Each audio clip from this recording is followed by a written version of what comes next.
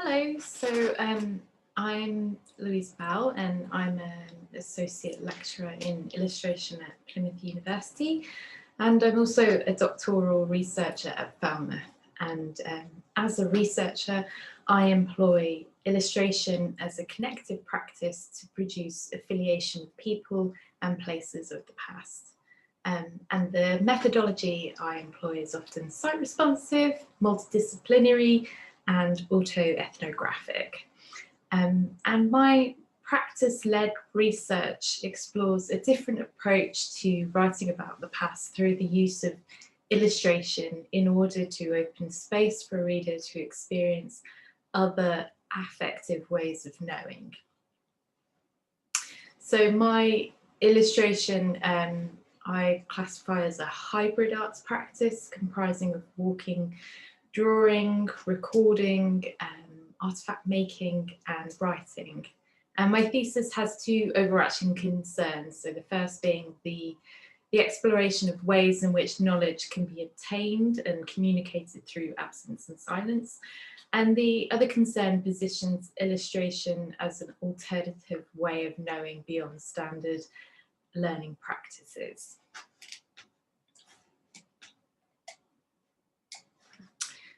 So,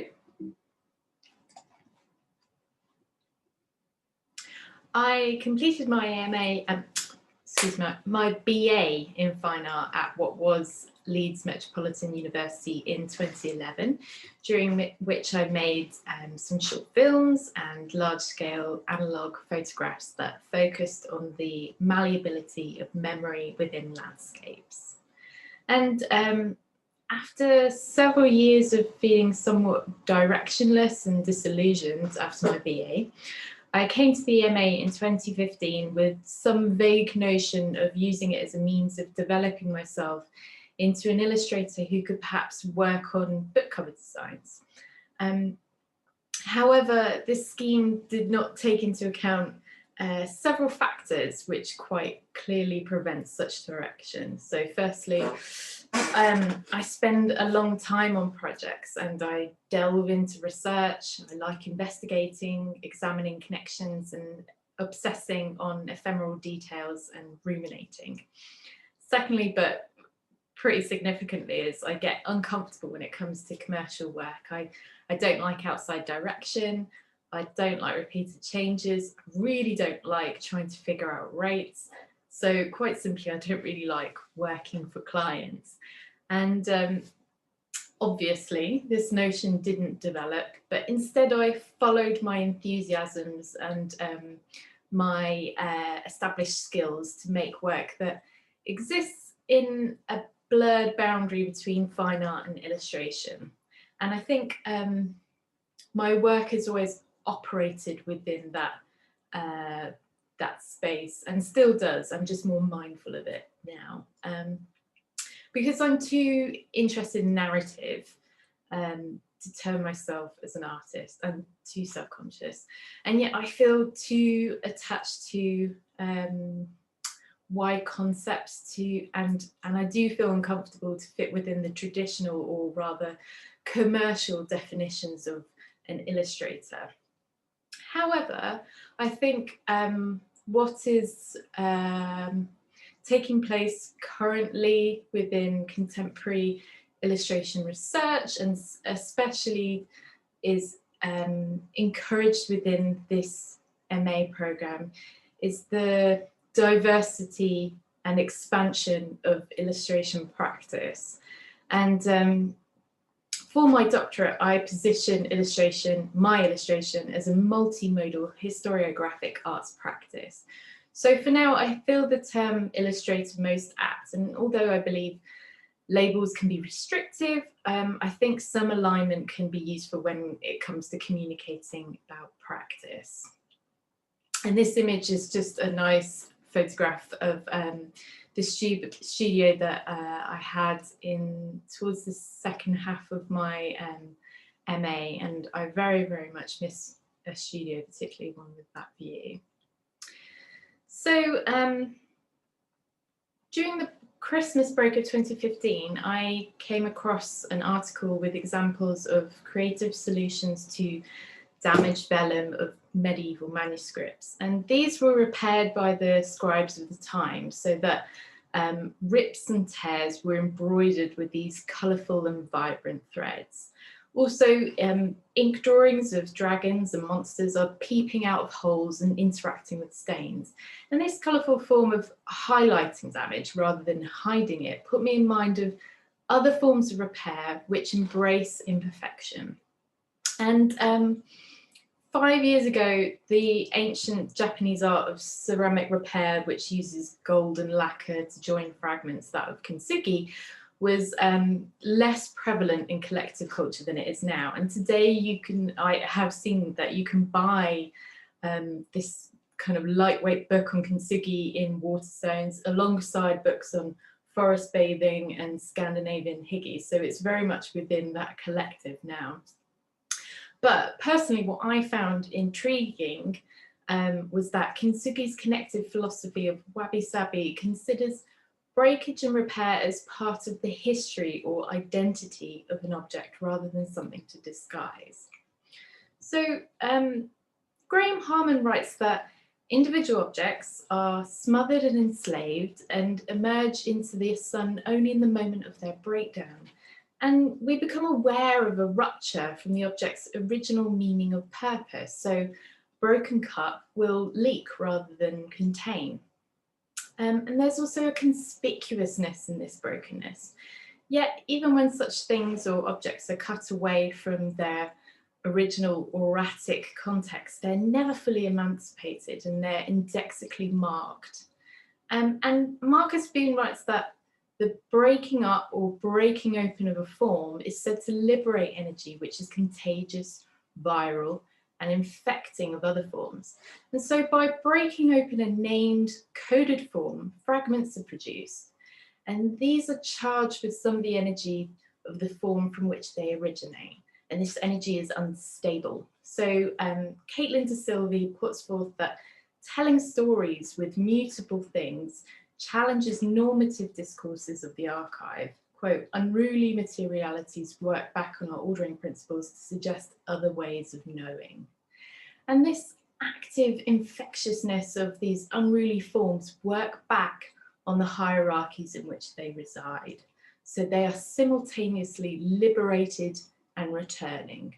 So damage is unruly or unstable, and it is as active as illustration is active and capable of directing reading.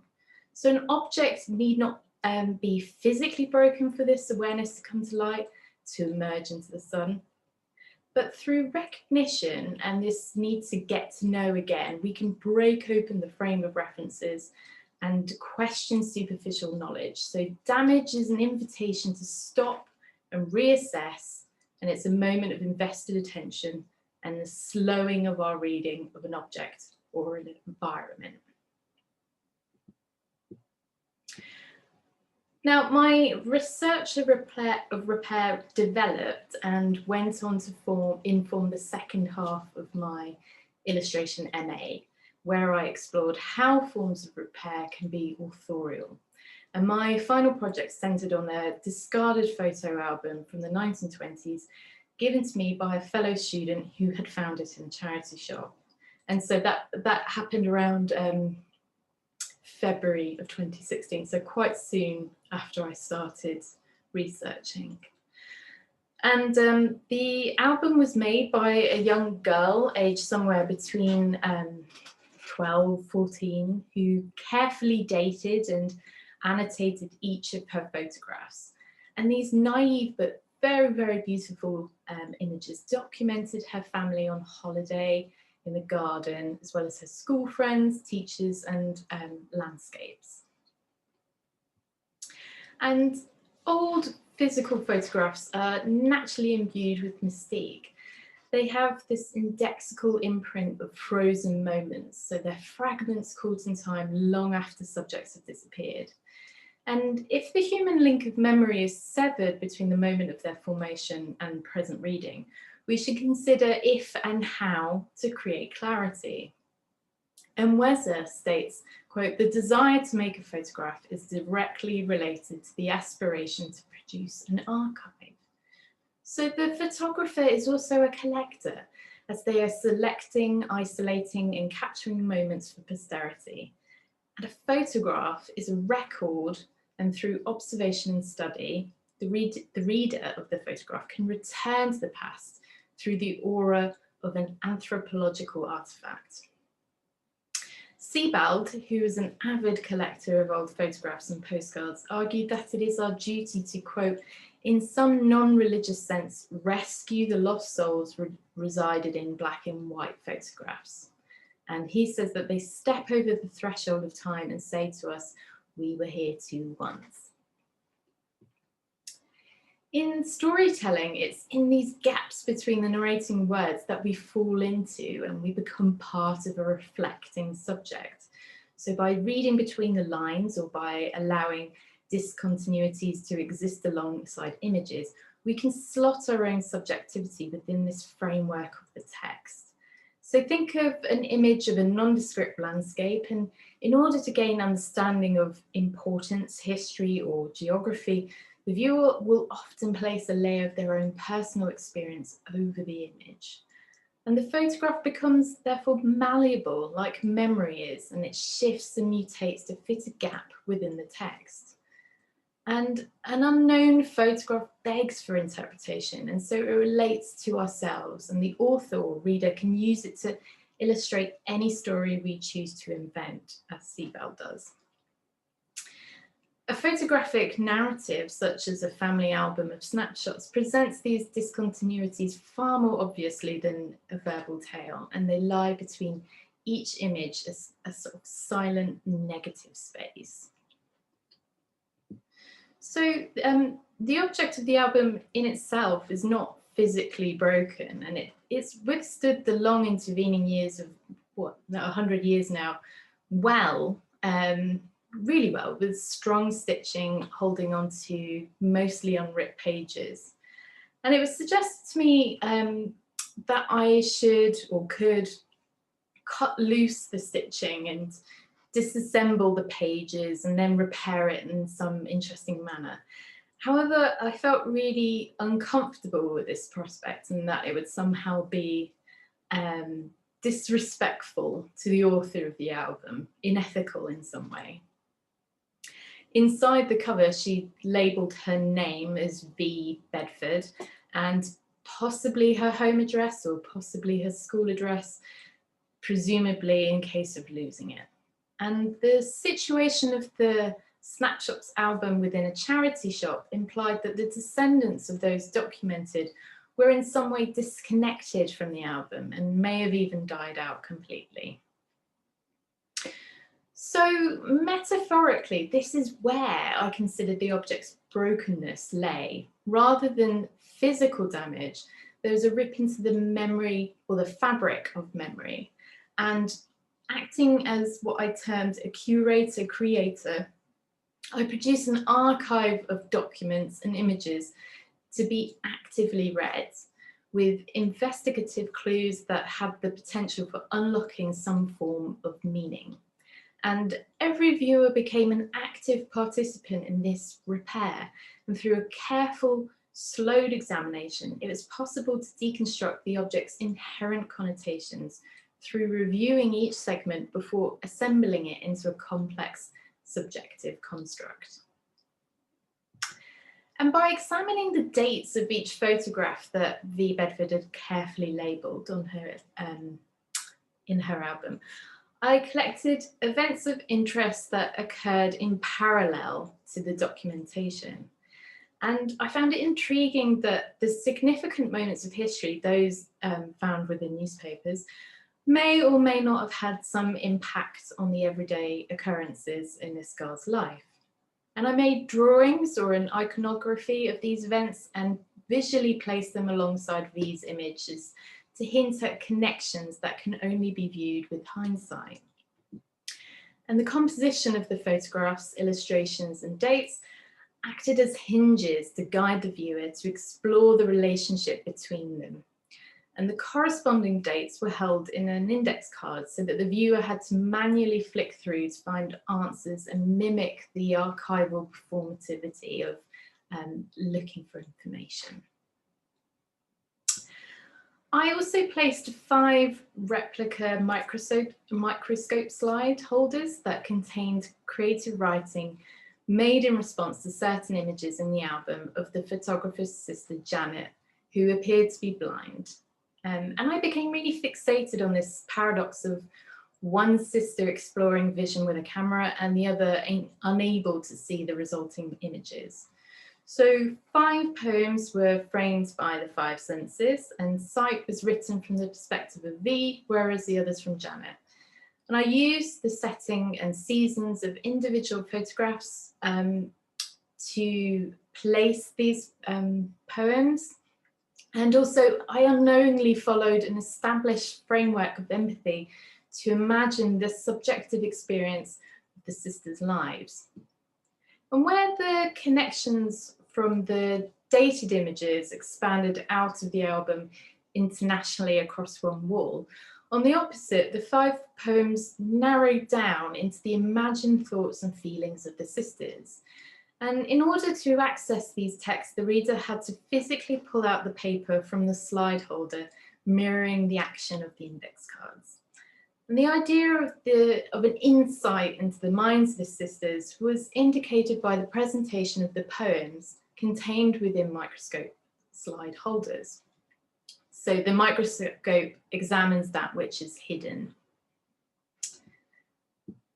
Drawings and appropriated photographs were also used to pin the album to its original location as written within the cover of the album, which was Leicestershire market town of Hinckley. As a tool for research, illustration foregrounds the town's history and refers to specific local facts and tales. These fragments of information are also placed on index cards, thereby entangling stories of a particular place with the newsworthy events unfolding during the album's production. White threads were pinned floating across the walls, starting at the album's display case and leading to each piece of the archive. This tactile wall of connections was a physical manifestation of my itinerant investigation of hidden connections radiating from the artifact, as well as a nod to Sebald, whose writing greatly influenced me during this project. On the floor of the exhibition, I also painted a line in gold to link to the embossed writing on the album cover, and also to refer back to kintsugi practice, which helped spark the investigation of the project initially. So moving on, so away from a surviving object of an unknown girl to my late grandfather's native city. And my mother's father was born and raised in Plymouth and left aged 18 when he was conscripted to the RAF as an engineer in 1939. And my knowledge of his early life consists of fragments. So snatches of recollection I overheard as a child, secondhand accounts from my mother, and a few tiny precious photographs. And the devastation that was incurred by the Blitz to the city was extensive and irrevocable. And after the war ended, on my grandfather's first visit back, he walked around the city but was unable to speak of what he saw of the destruction to his wife or his mother or sister. And an intergenerational gap of 80 years spans between grandfather and granddaughter in terms of when he walked in 1939 and when I was walking in 2019. And where he was local, I was a newcomer, and where he has left, I have arrived. I've actually moved to Plymouth. And where his walks before the war were habitual, mine for this project were investigative. So journeying on foot is a method of reading a city's character. The layout of roads and pavements, the quantity of green spaces and graffiti, the monuments and place markers from which pedestrians orientate themselves. These elements plus countless others are rated by the walker in real time. Information is gathered, described and transcribed along the way, and there's a process of thought through this procession of space. My grandfather's house actually survived the bombing, and it's from this terraced house in Peveril that I undertook the production of a dual narrative. And through research, I gathered locations that he likely walked to, but that no longer exist. And the selection of sites are semi-informed guesses. They are possibilities based on his age, location, economic background, and interests.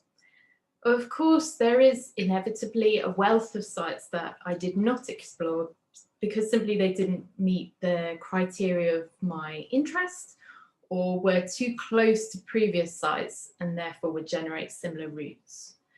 I selected sites that have disappeared or significantly altered in the intervening years to further examine this presence of absence. The estimations of walks he may have taken in 1939 are followed, and pre-Blitz, in 1939, are followed by my own recorded walks through contemporary Plymouth. So there's no evidence of the paths that my grandfather took from his house across the city. My walks form an archive of these possible walks that he took before the Blitz, as well as referring to the silent specific walk taken afterwards. And I term my walks reenactments of possibilities as they trace these unevident past walks.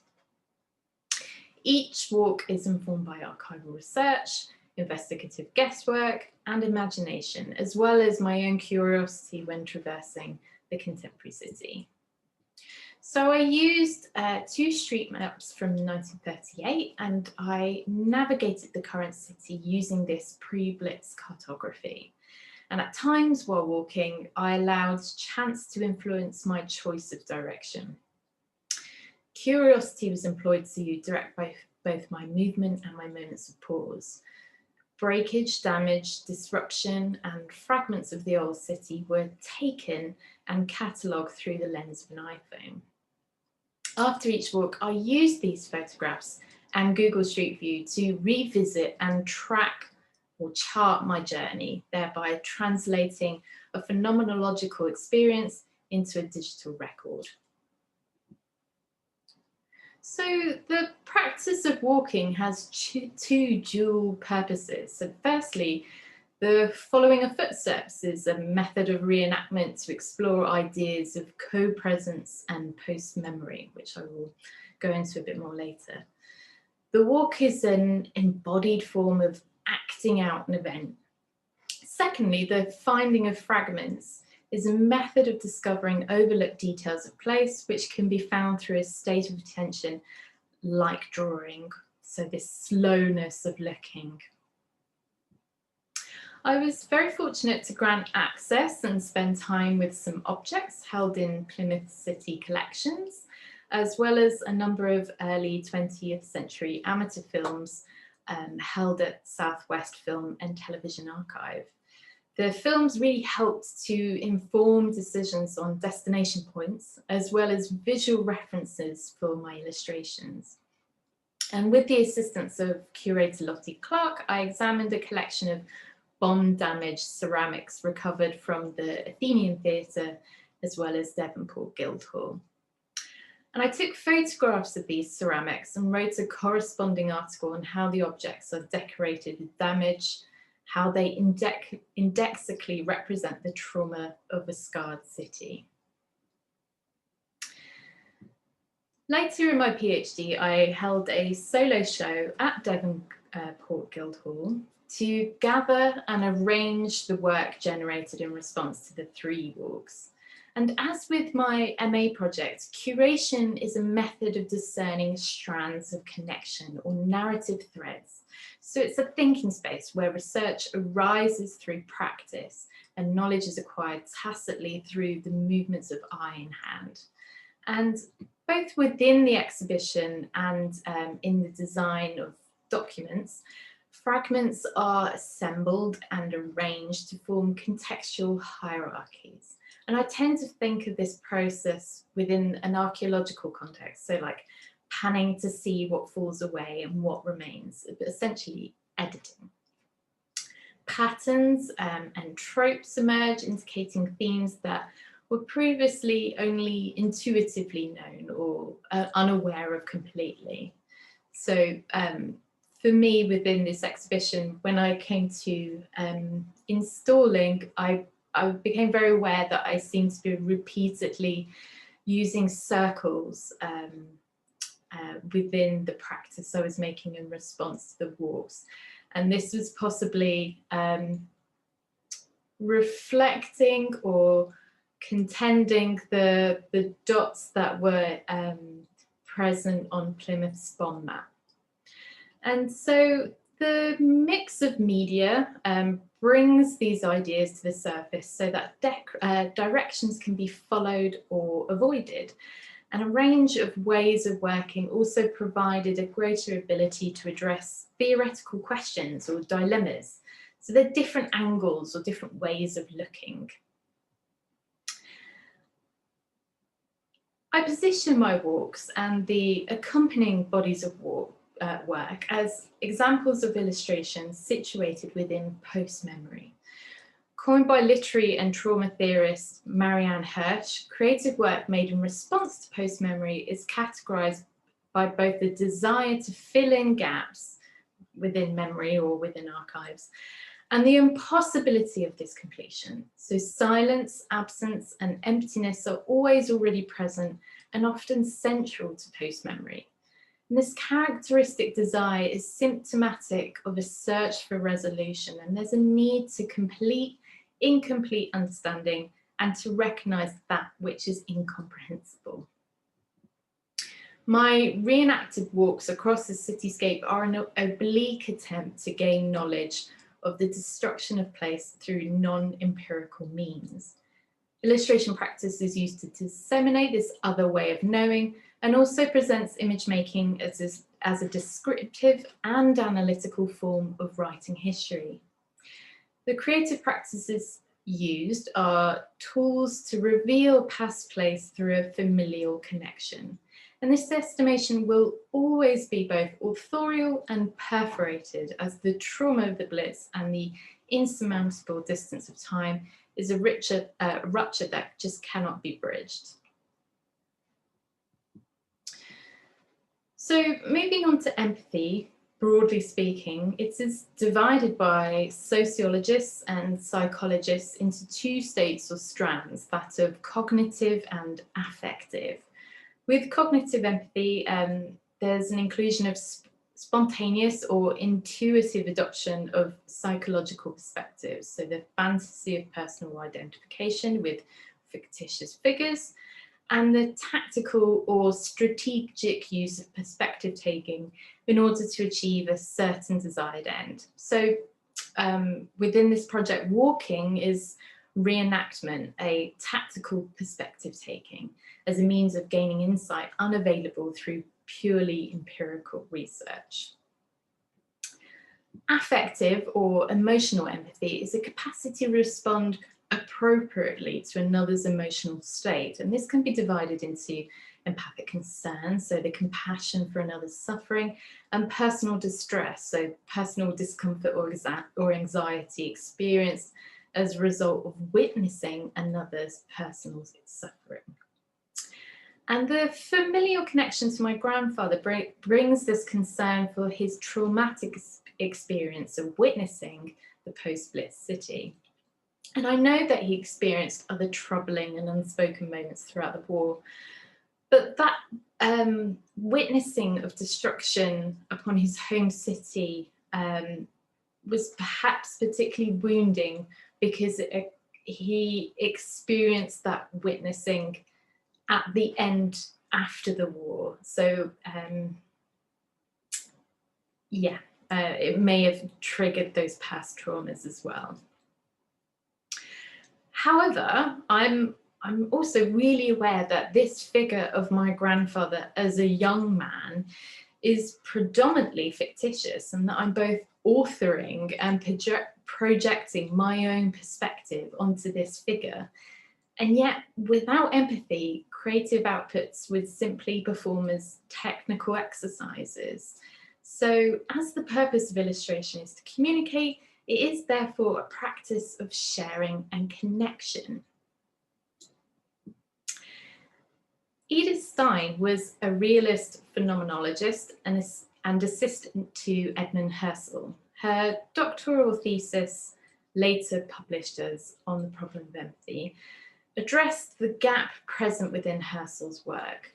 And Stein presents empathy as an active process of coming to know another person's feeling-based experience. And in my own doctoral thesis, I aligned the act of illustration with Stein's paradigm of empathy. Empathy occurs, according to Stein, through a three-step process of direct perception, experiential projection, and interpretive mentalization on two interrelated levels of sensual and emotional. So when we empathize, we enact a process which attempts to gain a vivid sensory impression of the subject's experience. We examine what we may feel in that subject's place, and yet we remain aware or recognize that our imagined experience is partial and colored by our own subjectivities. So empathy requires focus on the subjectivity of the other, as well as our own subjectivity and the intersubjective engagement between the two. It describes the experience of something from another's viewpoint without confusion between self and other. Stein's empathy is not a simple matter of identification with others' emotions, but the capacity to apprehend or feel into an environment through a perspective that isn't our own.